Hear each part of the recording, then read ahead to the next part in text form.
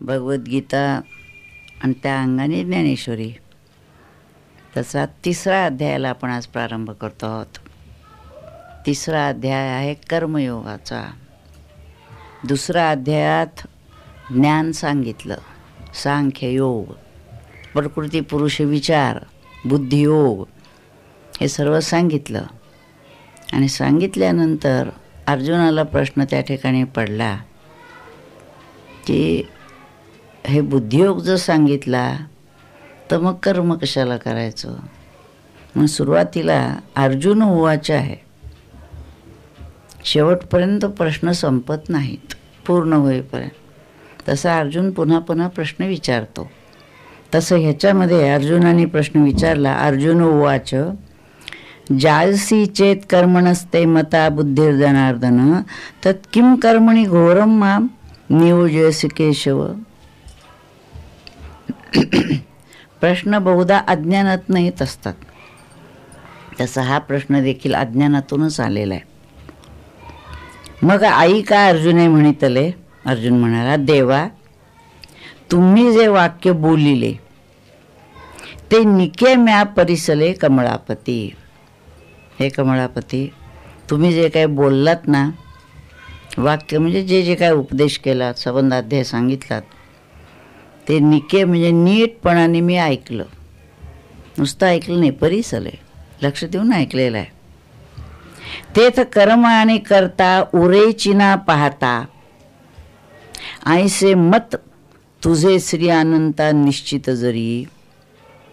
तुझं निश्चित मत काय सांगितलंस तू की तेथ म्हणजे आत्मरूपाच्या ठिकाणी कर्म आणि कर्ता दोन्ही नाही. मूळ ठिकाणी काहीच नाही आहे, त्रिगुण नाही, काहीच नाही, कर्मही नाही, कर्ताही नाही, असं तू जर सांगितलंस तरी माते केवी श्रीहरी म्हणसी पार्था संग्राम करी. मग मला तू कशाला म्हणतोयस तू संग्राम कर म्हणून. ये लाजसी ना महाघोरी कर्मी सुता. त्यालाच म्हणतात लाजच नाहीत का तुला, म्हणजे लाज वाटत नाही का, असाच त्याचा अर्थ आहे. खरं म्हणजे तुला लाज नाही का त्याची, त्याला वेगळ्या अर्थाने म्हटलं आहे. ह्याचा अर्थ तुला संकोच वाटत नाही का. एकीकडे तू म्हणतोयस कर्म आणि करता राहत नाही, तर असं असताना तू हे सगळं सांगायला तुला संकोच कसा वाटत नाही. मला या घोर कर्मामध्ये घालतोयस तू, माझ्याकडून हे कर्म करून घ्यायला बघतोयस, तर ह्याच्यामध्ये तुला काही वाटत नाही का. हा गा कर्म तूची अशेष निराकरीसी निशेष. अरे तूच अशेष म्हणजे सर्वच्या सर्व कर्म, शेष काही नाही, राहिलं नाही तसं सगळी कर्म, त्याचं निशेष निराकरण करतोस. म्हणजे कर्माला फारसं महत्त्व नाही असं तुझं म्हणणं दिसतं. तरी मज करवी हे हिंसव का करीवसी. तरी माझ्याकडून हे हिंसक कर्म तू का करून घेतोस. तरी हेची विचारी ऋषिकेशा तू मानू देसी कर्मलेशा आणि ये सणी हे हिंसा करवी तू आहासी. तू विचार कर, तू मला सांगतोयस तो भगवंतालाच सांगतात अर्जुन, तू विचार कर. तू कर्मलेश म्हणजे कर्माचं महत्त्व हे काही तू नको असं म्हणतोयस आणि हिंसा कशाला करवतोयस. व्यामिश्रेणेव वाक्येन बुद्धिं मोहयसीव मे तत् एकम वद निश्चित्य येन श्रेयोहम आपनुयाम. व्यामिश्रेणेव वाक्येन तू जे दुटप्पी बोलतोयस, एकदा एक सांगतोस एकदा एक सांगतोस. गोपाळकृष्णांच्या सगळ्या चरित्रात आपल्याला पाहायला मिळतं. आता इथे मी पाहत असते काय केला होता तेव्हा त्या लक्षात असं येतं की ते जे काय बोलतात गोपाळकृष्ण ते चटकन कुणाला आकलन होत नाही. आणि प्रत्येकाला असं वाटतं असं काय सांगतात आपल्याला, पण ते परिणामी हिताचं आहे नंतर लक्षात येतं. तसं इथं होत आहे. ते जे काय बोलतोय ते दुटप्पी बोलतोस आणि मला मोहात पाडतोस. एक काय ते निश्चित सांग, करू का नको करू, गोंधळात घालू नको. पण भगवंतांना म्हणायचे कर, पण अशा पद्धतीनं कर. तर ते पद्धत आणि ती युक्ती जी त्यांना सांगायची ते सामान्य बुद्धीला लक्षात येत नाही. इथं बघा तेच म्हणतात, देवा तुवाचे ऐसे बोलावे तरी आम्ही नेणती काय करावे. अरे तूच असं बोलतोस, मग आम्ही तर नेणते आहोत, आम्ही काय करावं. आता संपले म्हणपा आगवे विवेकाचे, तू असं बोलायला लागलास तर सगळं विवेकाचं कामच संपलं म्हणा. तुझ्याकडून आम्ही विवेक अपेक्षित होतो, ह्याला कळत नाही आहे. आणि तू नीट बोलत नाही आहेस. जसं वर्गामध्ये आपल्याला समजत नाही, मग शिक्षक नीट शिकवत नाही आहेत. शिकवत नाही म्हणजे तुझी तयारीच नाही आहे ग्रहण करण्याची, असं होत आहे. हा का उपदेश जरी ऐसा तरी अपभ्रंश तो कैसा. हा जर तुझा उपदेश आहे असा मी म्हणावं तर त्यांनी माझी मती भ्रंश होती आहे, माझ्या लक्षात काही येत नाही आहे. असा कसा तुझा उपदेश कळतच नाही आम्हाला असा. आता पुरला आम्हा घेवसा आत्मबोधाचा, आणि असंच जर तू उपदेश केलास तर आत्मबोध जो आम्हाला व्हायला हवा आहे तो कसा काय होणार. कळतच जर नाही आहे काही तर आत्मबोधापर्यंत जाणार कसं आहे. मग त्याला पुढे ज्ञानेश्वर माऊलींनी उदाहरणं दिलेत. वैद्यू पथ्य वारुणी जाये, मग जरी आपणची विषस होये तरी रोगिया कैसे निजिये सांगे मज. आता अर्जुन काही बोलणार नाही, हे ज्ञानेश्वर महाराज बोलतात. वैद्यांनी पथ्य सांगितलं रोग बरा होण्यासाठी, आणि वर त्यांनी जर विष दिलं तर रोग कसा बरा होणार. किंवा जैसे आंधळे सुईजे आव्हाटा का माझवण दिजे मरकटा, तैसा उपदेशू हा गोमटा ओढावला आम्हा. बोला, आंधळ्याला कुठल्या तरी वाटेवर सोडावं आडमार्गावर, किंवा मरकटाला माजवण द्यायचं म्हणजे ज्यांनी बुद्धिभ्रंश होईल असं काही पेय दिलं, काय खायला दिलं की आधीच मरकट तयासी मद्य प्याला असं काहीतरी म्हणतात आपल्याकडे, तसं ते आणि हे दिलं. तैसा उपदेश हा गोमटा. आता ह्या उपमा त्याला द्यायच्या का. तसा हा उपदेश गोमटा वाटतोय वर्ण, पण असा गोंधळात टाकणारा दिसतोय. मी आधीचे काही नेणे, आधीच मी अज्ञानी, मला काही कळत नाही. वरी कवळीलो मोहे येणे, म्हणजे आधी अज्ञानी त्यात हा मोहात सापडलेलो आहे. आणि श्रीकृष्णा विवेकू या कारणे पुसिला तुझं, अशी माझी स्थिती आहे म्हणून मी तुला विवेक विचारतोय की मी काय करू ते सांग म्हणून. तर तुझी एक एक नवाई, तुझे वेगळंच काहीतरी चाललं आहे. एक येथ उपदेशा माझी गोवाई, तुझं उपदेश करतोय त्याचंच गोंधळ आहे काहीतरी, सांगताना स्पष्ट नीट सांगत नाही आहेत. तरी अनुसरेल या काही ऐसे की जे, जो सांगितलेल्या उपदेशाचं अनुसरण जर करायला हवं असेल तर स्पष्ट सांगायला पाहिजे नीटपणाने.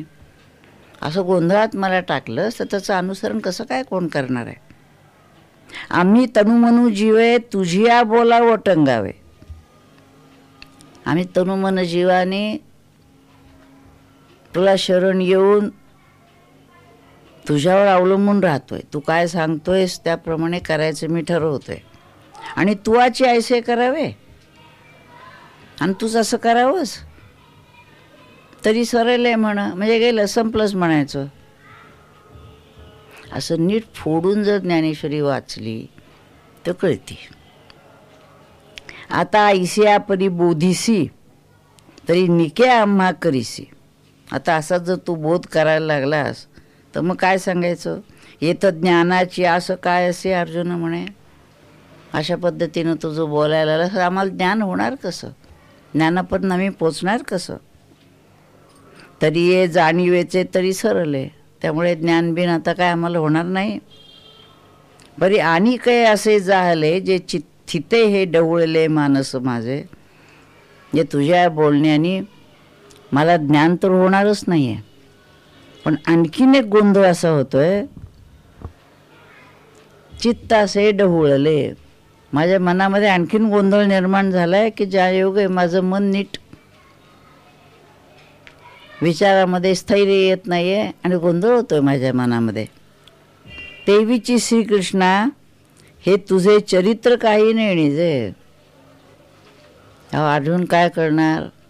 त्याचा दाऊ जो आहे गोपाळकृष्णाचा थोरला भाऊ, तो देखील हेच म्हणत असतो की तू काय करतोस, काय बोलतोस, काय सांगतोस, मला तर काही कळत नाही बाबा. तू म्हणजे इतकी वर्ष त्याच्याजवळ राहायला, सगळं काही केलं, पण कोणाला त्यांचं चरित्र काही कळत नाही. तर ते म्हणतात तुझ्या लीला काय ज्या चालल्या आहेत काही निजे मला काही कळत नाही आहे.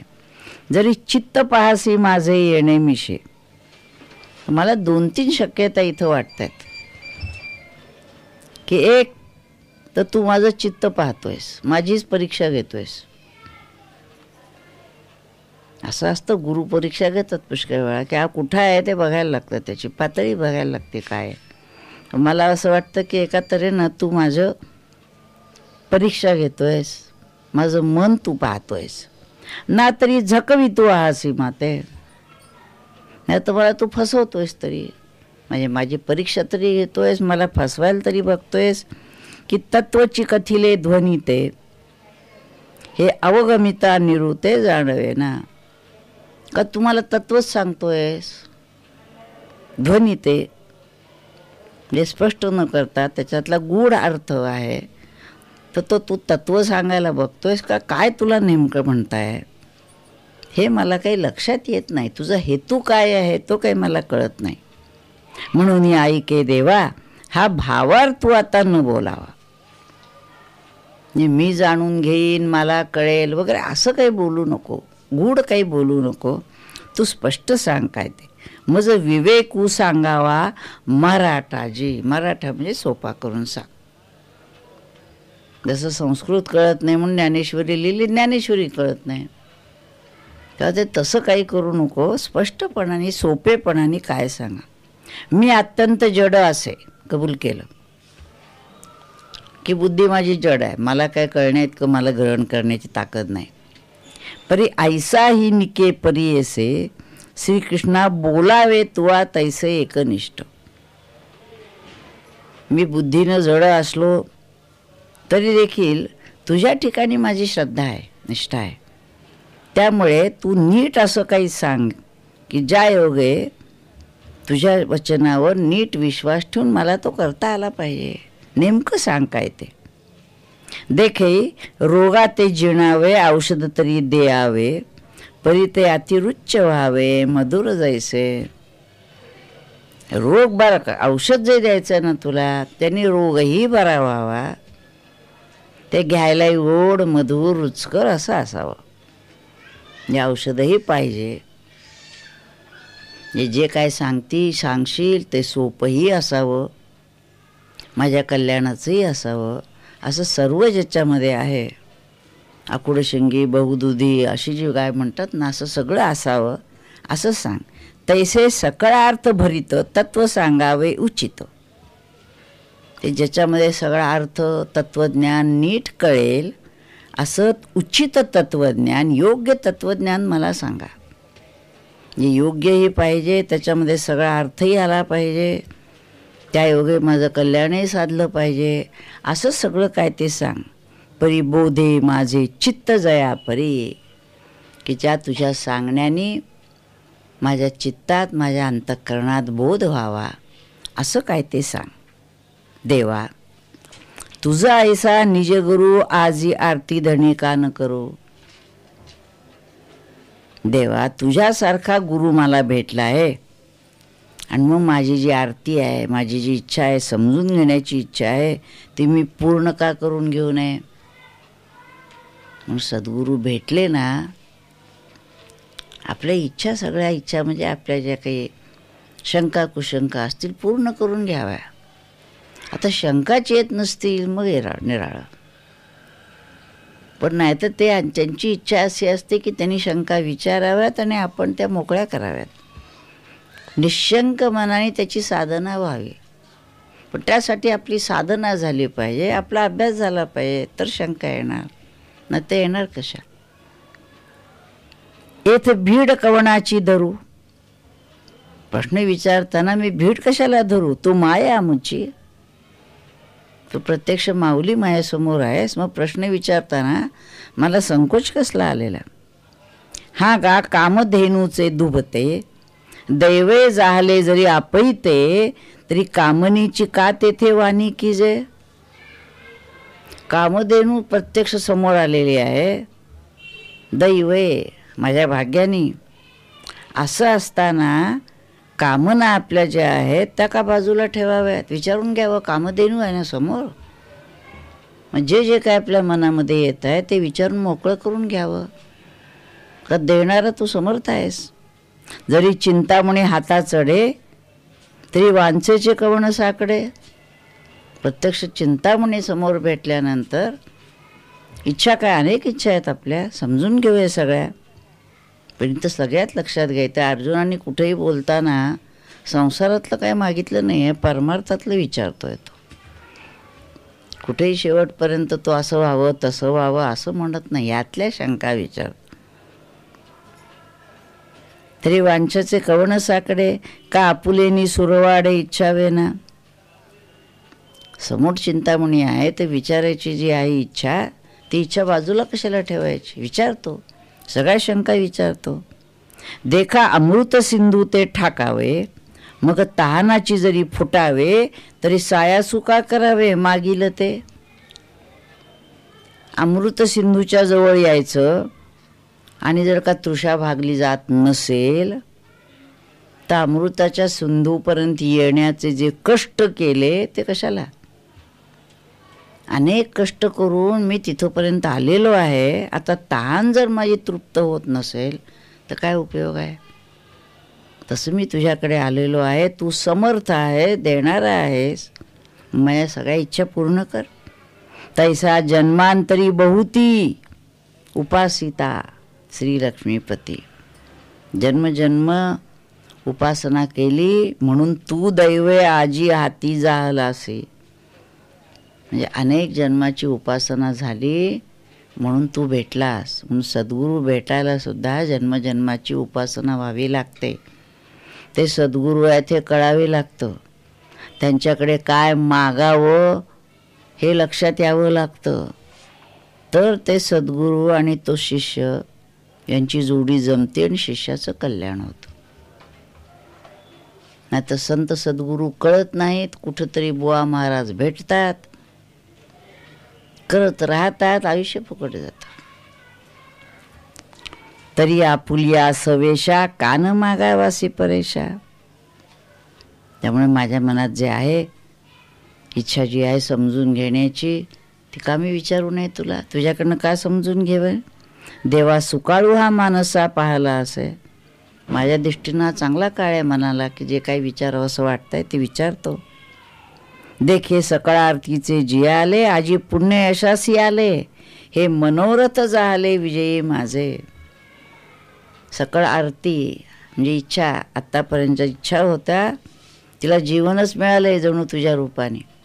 ते सगळं मी विचारतोय तुला. ते पुण्य यशासी आलं, माझं बहुत अनेक जन्माचं पुण्य आहे, त्याच फळाला येणार तुझ्या रूपाने.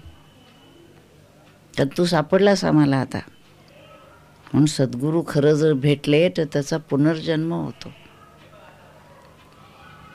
आणि मग त्याच्या लक्षात आलं, ज्याच्यासाठी मी जन्मजन्म शोधत आलो होतो ते आज मला गवसलं आहे. आता सोडायचं नाही, पक्क धरायचं, सगळ्या गोष्टी उलगडून घ्यायच्या आणि ह्या जन्मामध्ये कल्याण करून घ्यायचं. जे मनोरथ झाले विजयी माझे, माझे मनोरथ जे होत आहेत ते तुझ्यामुळे आता विजयी होणार आहेत, त्याला यश मिळणार आहे, पूर्ण होणार आहेत. जी जी परममंगलधामा सकळ देव देवोत्तमा.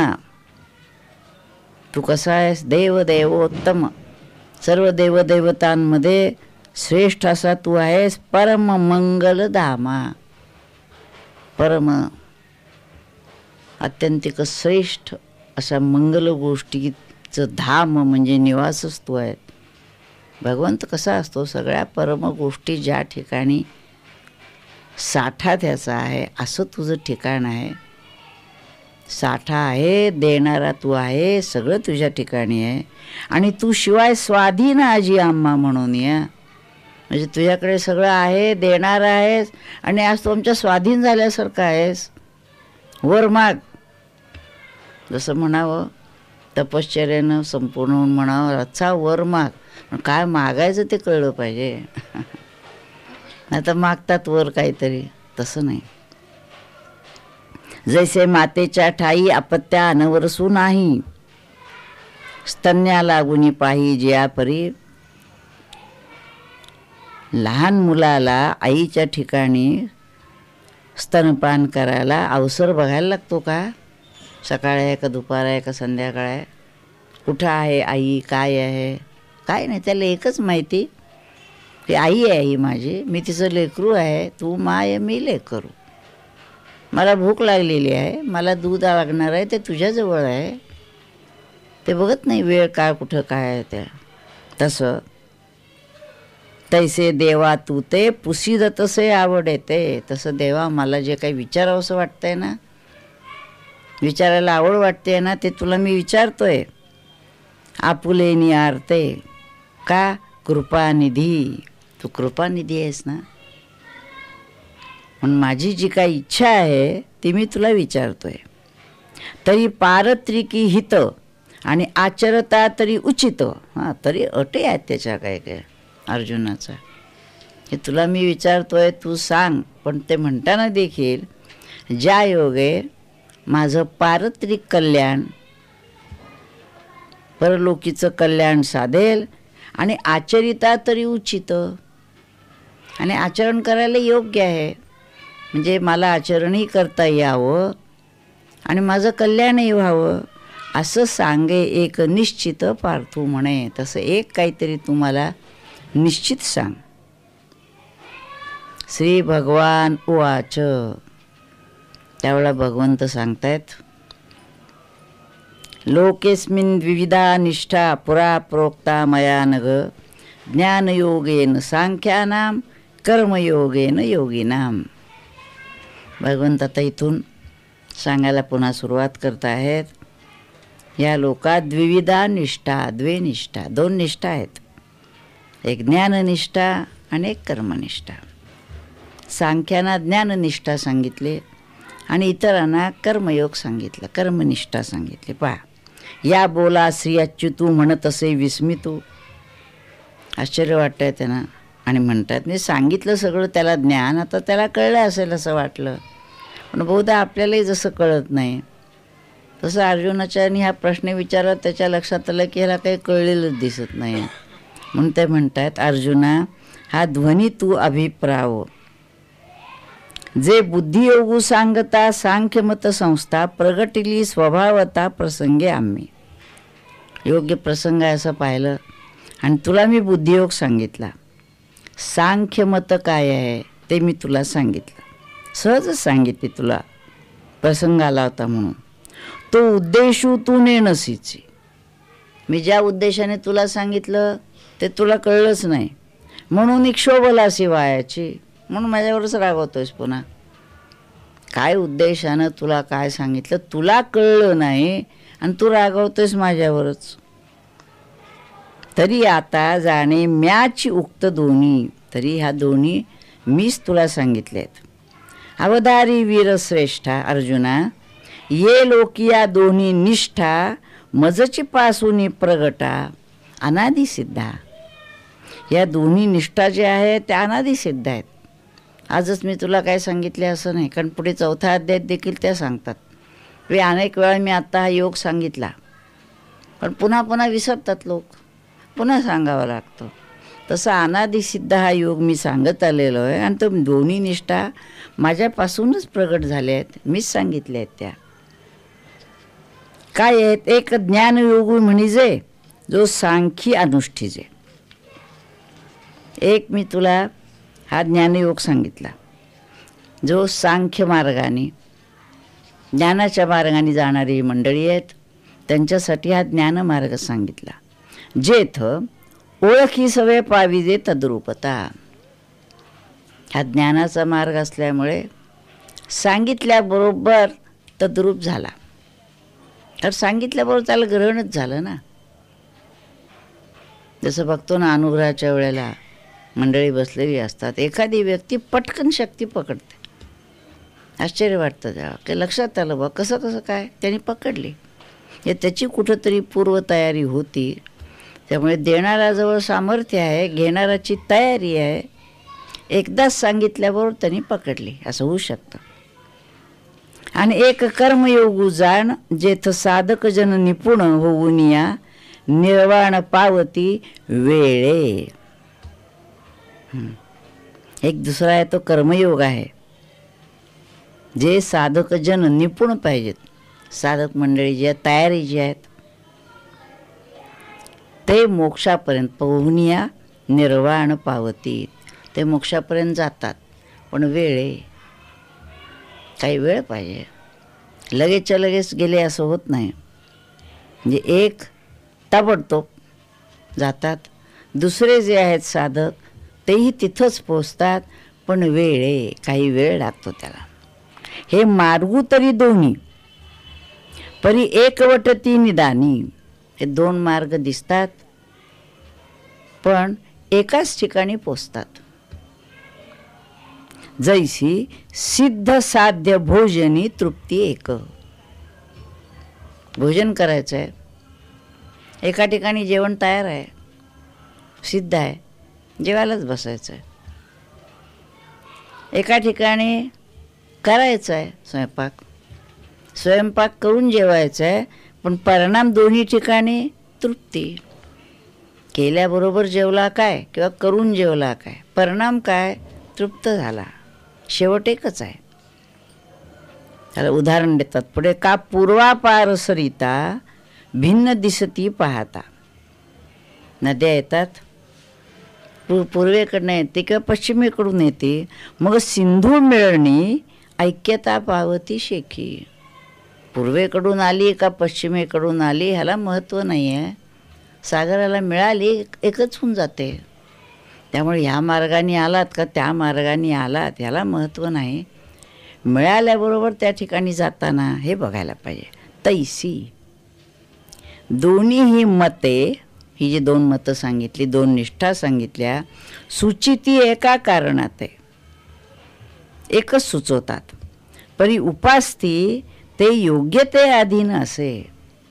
पण त्याची जी उपासना आहे कोणती करायची, ज्ञानाची उपासना का कर्माची उपासना, ते त्याच्या त्याच्या योग्यतेप्रमाणे आहे. सांगितल्यानंतर एखाद्याला पूर्वी असं ना एक पाठी द्विपाठी असं म्हणत असत. एकाला सांगितल्याबरोबर पाठ, एकाला तोपर्यंत दुसऱ्यांदा सांगितलं दुसऱ्यांदा पाठ म्हण. तसं एखाद्याला ताबडतोब ग्रहण होतं आणि एखाद्याला उशिरा होतं. ते त्याच्या योग्यतेवर अवलंबून आहे. त्याला उदाहरण पुढे देतात. देखई मी काय सांगतो आई. उत्प्लवना सरीसा पक्षी फळाशी झोंबे जैसा. एक पक्षासारखा आहे, ज्ञानी पुरुष आहे तो, ज्ञानाचा अधिकारी आहे तो. सांगितल्याबरोबर एकदम झेप घेतो आणि त्या फळाला पकडतो. फळाशी झोंबे जाऊन त्यांनी ते फळाला हातातच घेतल्यामुळे सांगे नरू केवी तैसा पावे वेगा. पक्ष्यांनी जशी झेप घेऊन फळ पकडलं तसं माणसाला कसं शक्य आहे. माणसाला काही झेप घेता येण्याची ताकद नाही, त्याच्या अंगात पंख नाही, बळ नाही. मग तो काय करतो, हळूहळू ढाळे ढाळे हळूहळू फांदीवरून चढत चढत चढत किवतेनी एके वेळे चढत चढत त्या फळापर्यंत जातो. आणि मग एकदा केव्हा तरी तया मार्गाचे निबळे तो झाडावर फांदी चढत चढत पण निश्चित ठाकी तिथं पोचतो त्या फळापर्यंत. म्हणजे एक झेप घेऊन पोचतो आणि एक हळूहळू फांदीवरून चढत चढत चढत तिथं जाऊन पोचतो. पण पोचतो तिथेच. तैसे देख पा विहंगम मते. त्याप्रमाणे विहंगम म्हणजे पक्षी जसा जातो त्या मार्गाने अधिष्ठूनी ज्ञानाते, ज्ञानाचं अधिष्ठान घेऊन ज्ञानाच्या मार्गाने सांख्य, सांख्य म्हणजे ज्ञानाचा अधिकारी असेल तो सद्य मोक्षाते आकळीती. सद्य म्हणजे ताबडतोब मोक्षापर्यंत जातो. मोक्षाचं आकलन करतो. मोक्ष काय लक्षात येतो. येर दुसरे जे असतात ते योगी म्हणजे इतर जी मंडळी योग ह्याचा अर्थ त्या तऱ्हेनं जाण्याचा प्रयत्न करणारे, कर्माधारे कर्माच्या मार्गाला लागून विहितेची निजाचारे योग्य अशा आपल्या आचाराने कर्माने पूर्णता अवसरे पावते होती. पूर्णतेलाच जातात ते देखील, पण अवसरे वेळे जसं मगाशी शब्द वापरला तसा त्यांना काय अवसर द्यायला लागतो, पण ते देखील योग्य त्या कर्ममार्गाने जाऊन तिथंच पोचतात. न कर्मणा मना भात नैष्कर्म्यम पुरुषोष्णुते न च संन्यसनादेव सिद्धीम समधी गच्छती. आता एखाद्याने जर ठरवलं की त्या नैष्कर्म्य सिद्धीपर्यंत जायचं आहे, मग कर्मणा मनारंभात पण कर्मच जर केलं नाही, आरंभच जर केला नाही तर, किंवा संन्यसनात किंवा कर्माचा संन्यास केला तर पोचतात का तिथे. वाचोनी कर्मारंभ उचित न करिता योग्य असं कर्म केलंच नाही, प्रारंभच केला नाही, अशा कर्महीना ज्यांनी कर्म टाकून दिले निश्चित होईजे ना. म्हणजे कर्मणाम अनारंभात कर्मच केलं नाही तर तिथं पोचणार का नाही. कारण काय, तो ज्ञानाचा अधिकारी नाही, तो आहे कर्माचा अधिकारी.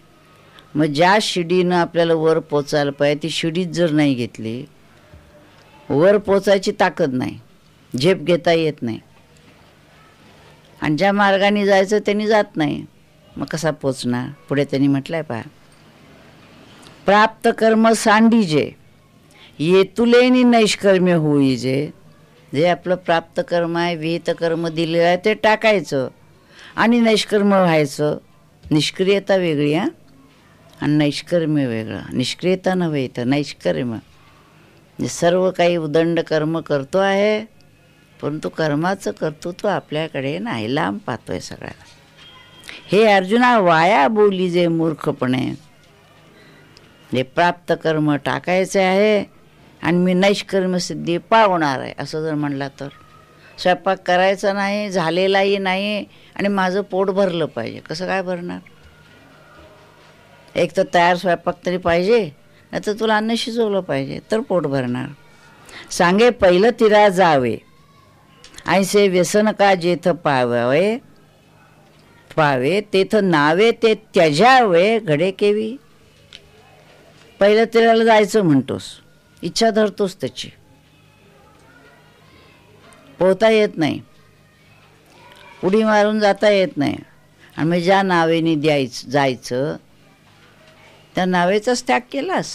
म्हणजे कर्म कसं आहे, नावेसारखं आहे, त्याच्यात बसून पलीकडे जायचं. पण पलीकडे जायचं हे लक्षात पाहिजे. त्या नावेला रंगरंगोटी करत बसतो आयुष्यभर, नटवत आहेत. हे देह हा जो नाव आहे ना, त्याची रंगरंगोटी चालली आहे. आज हे कपडे, उद्या ते कपडे, आज हे खायला, उद्या ते खायला. त्या नावेत बसून पलीकडे जायचं आहे याचा विसरच पडलेला आहे. ना तरी तृप्ती इच्छिजे तरी कैसेने पाकू न कीजे. जेवून तृप्ती जर पाहिजे असेल तर पाकू म्हणजे स्वयंपाक जर केला नाही तर कसं, की सिद्ध होऊ नाही सविजे. की सिद्ध झालेला स्वयंपाकही सेवन करत नाही केवी सांगे, मग कसं काय जाणार, तृप्ती कशी येणार. जव निरार्थता नाही तव व्यापारू असे पायी.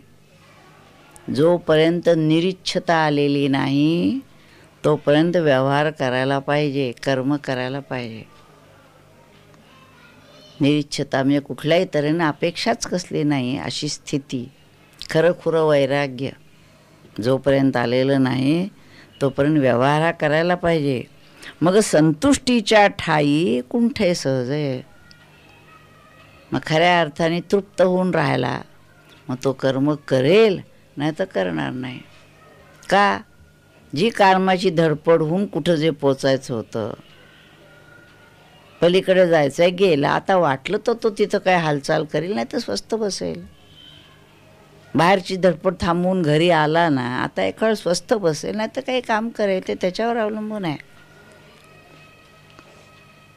म्हणून ऐके पार्था, मी काय सांगतो ते ऐक. जया नैष्कर्म्यपदी आस्था, तया उचित कर्म सर्वथा त्याज्य नोहे. ज्याला नैष्कर्म्यपद मिळवण्यासंबंधी आस्था आहे, इच्छा आहे, ते मिळवायचं आहे, तशी तळमळ आहे, त्याला उचित कर्म सर्वथा त्याज्य नोहे. त्यांनी आपल्या वाट्याला आलेलं कर्म कदापिही सोडायचं नाही. त्याज्य तर नाहीच, पण सोडायचंच नाही आहे. आणि आपुलिये चाडे आपा दिले हे मांडे, की त्याजिले कर्म सांडे ऐसे आहे. अनेक विचार कर, आपल्या इच्छेनं मी हे करणार आहे किंवा मी टाकणार आहे असं संभवतं का? काही कर्म करायलाच लागतात. ध्येय आहे ना, मग कर्म करायलाच पाहिजेत. भूक लागणार ना, जेवणार ना, तहान लागली पाणी पिणार ना, मग कर्म टाकलं काय म्हणतोस? हे वायाची सायरा बोली. जे कर्म टाकलं असं जर म्हणत असलास ना, हे उगीच बोलणं आहे. वायाची सायरा, उगीच काहीतरी बोलावं, बडबड करावी, तसं तुझं बोलणं आहे. उकलू तरी देखोनी पाहिजे. मी काय म्हणतोय नीट विचार कर. परित्यजिता कर्म न त्यजे निभ्रांत मानी. सगळा विचार केलं तर लक्षात येईल तुझ्या की कर्म हे टाकायचं म्हणून टाकलं जात नाही. काही कर्म ही करावीच लागतात. आता कर्माचा अफाट पसारा वाढवायचा का नाही हे तुझ्यावर अवलंबून आहे. काही मंडळींना काहीच करायला नको असतं, काही मंडळी इतका अफाट पसारा वाढवतात. हो, ध्यानाला वेळ, नामाला वेळ, ते सोडून काय ते बोला. काय बाबा, त्याचं कारण त्याचं महत्त्वच लक्षात येत नाही. वेळच होत नाही असं म्हटलं. आता काय करायचं? हाय नाही कश्चित क्षणमपि जात तिष्ठत अकर्मकृत कार्यते ह्यवशः कर्म सर्वा प्रकृतिजयी गुणैः. एक क्षण देखील आपल्याला कर्म न करता राहता येणार नाही आहे. एक तर प्रकृतीच्या अधीन मनुष्य आहे, त्यामुळे ती प्रकृती जी काय आहे सत्वरज तमाची, ती तुला कर्म करायला लावणारच. कर्म केल्याशिवाय चालणार नाही. आणि हे जे विश्वचक्र निर्माण केलं आहे किंवा हे जे देह निर्माण केला आहे, तो कर्माचे गुणी गुंतले. जन्माला देह आला म्हटलं की कर्म लावूनच दिला. श्वास घ्यायचा आहे, छातीची धडधड व्हायची आहे, पचन व्हायचं आहे, बाकी सगळं कर्म टाकलीस तरी देह राहण्यासाठी तरी का होईना कर्म करायलाच पाहिजे तुला. कर्म टाकून चालणार नाही. जव प्रकृतीचे अधिष्ठान तव सांडी मांडी हे अज्ञान. जोपर्यंत प्रकृती आहे ना, ही उपाधी घेतली ना प्रकृतीची, तोपर्यंत मी टाकलं, मी करतो असं काही म्हणणं जे आहे ना, हे सगळं अज्ञान आहे. जे चेष्टा ते गुणाधीन अपैसे असे. चेष्टा म्हणजे जी काही कर्म केली जातात, ज्या काही हालचाली होतात, त्या सहजच गुणांच्या अधीन आहेत. सात्विक मनुष्य सात्विक कर्म करेल, रजोगुणी करेल, तमोगुणी करेल, पण काही ना काहीतरी कर्म प्रकृतीनुसार करावंच लागणार आहे. देखे विहित कर्म जे तुले, ते सळे जरी ओसंडले तरी स्वभाव काय निमाले इंद्रियांचे. अरे आपल्या वाट्याला विहित कर्म आहेत, ते समजा जरी तू टाकायचं ठरवलं की नाही मी कर्म करणार. गृहिणी आहे, तिने ठरवलं नाही स्वयंपाक करायचं. विद्यार्थ्याने ठरवलं नाही अभ्यास करायचा. ते बाजूला समजा टाकलं तरी इंद्रियांचे स्वभाव आहेत ते थांबले का? बघा, सांगे श्रवणी ऐकावे ठेले.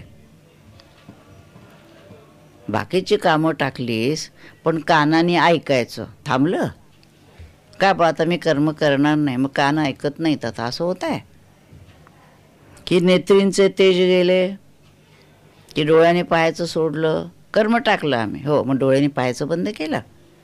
की नासारंध्र बुजाले परी म्हणून गे, का तुझं नाक बंद झालं, वासच घेत नाही. आता थांबलं का काम इंद्रियांचं? ना तरी प्राणापान गती, की निर्विकल्प झाली मती. प्राणापानाची गती थांबली, श्वासोश्वास थांबला तुझा, की मती निर्विकल्प झाली, तुझी बुद्धी विचार करायचं थांबली, किंवा सगळं बंद केलं आम्ही. आता बुद्धीत विचार काही नाही. फार चांगलं आहे तेवढं आपल्या अधीन असतं तर. बुद्धीचे विचार सुरूच आहेत ना. की क्षुधा तृषा ही आरती कुंटली, भूकही लागत नाही, तहा नाही लागत नाही. का? कर्म करायचं थांबवलं मी आता. मग तहान भूक थांबली का तुझी? हे स्वप्नावबोधू ठेले, स्वप्न आणि जागृती थांबली. दोन्ही गोष्टी बंद झाल्या का तुझ्या? काय झालं? की चरण चालो विसरले, की पाय चालायला विसरले. हे असो काय निमाले जन्ममृत्यू. बरं बाकी काही अगदी नाही करायचं, जन्ममृत्यू थांबले का? तसं असेल तर मनुष्य म्हणाल बरं झालं मृत्यू नको आहे ना, मी काही करणार नाही. तू काही नाही केलंस किंवा केलंस तरी मृत्यू यायचा तेव्हा येणारच आहे. तू किती धडपड केलीस, 50-50 डॉक्टर उषा पायथ्याशी उभे केले, तरी जायचं तेव्हा जाणारच आहे. तेव्हा काय थांबलं? हे न ठकेची जरी काही, हे जर काही थांबणार नाही तरी सांडिले ते काही. मग कर्म सांडलं म्हणतो, सोडलं म्हणतोस, ते काय सोडलंस? म्हणूनी कर्म त्यागू नाही प्रकृती म्हणता. म्हणून लक्षात घे, प्रकृती जोपर्यंत आहे, देह धारण केलेला आहे, तो पण प्रकृती म्हणताला कर्मत्याग नाही. कर्माचा त्याग करता येत नाही. कर्म पराधीनपणे निपजत असे प्रकृती उणे. हे पराधीन आहे कर्माच्या बाबतीत, ते प्रकृतीच्याकडून आपोआप होतच राहणार, तुझ्या हातात नाही येते. येरी धरी मोकली अंतःकरणे वाहिजे वाया. हे प्रकृतीकडनं होत असल्यामुळे हे करायचं आहे नाही करायचं आहे असल्या काही मनामध्ये विचार येण्याचं कारण नाही. देखे रथी आरुढीजे, मग जरी निश्चळा बैसीजे, तरी चळू होऊन हिंडीजे परतंत्रा. रथात बसलायस आणि मग तुम्ही जर म्हणलास की मी निश्चळ बसणार आहे, मी चालणार नाही, तू चालला नाहीस तरी रथ हालायला लागला की चाललास की तू तिकडे. तसं तू करायचं नाही म्हणलास तर या देहयंत्रात तू बसलायस ना, कर्म होतच राहणार. का उचलिले वायू असे चळे शुष्क पत्र जैसे, निचेष्ट आकाशे परिभ्रमे.